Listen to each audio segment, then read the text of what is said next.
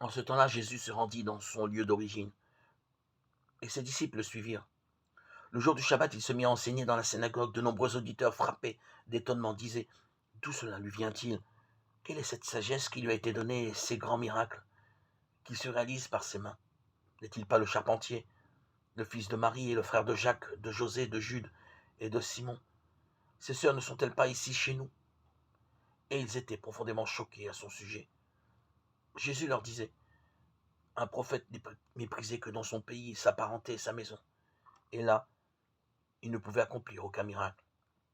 Il guérit seulement quelques malades en leur imposant les mains. Et il s'étonna de leur manque de foi. Alors Jésus parcourait les villages d'alentour en enseignant. Marc 6, 1, 6.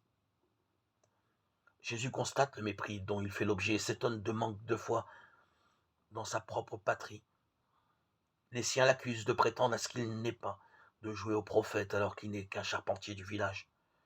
Ce soupçon d'imposture révèle qu'il refuse que Dieu puisse transformer une vie et que l'on puisse devenir ce à quoi Dieu nous appelle.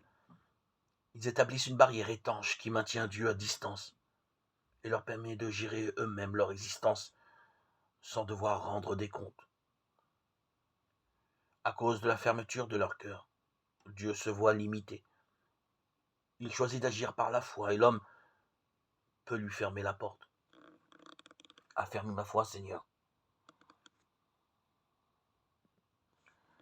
Que mon cœur soit toujours ouvert à ton amour, à ta miséricorde.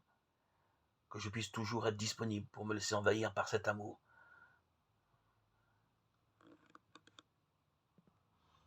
Qui n'est ni humain, ni passionnel, ni charnel, ni conditionnel, mais divin.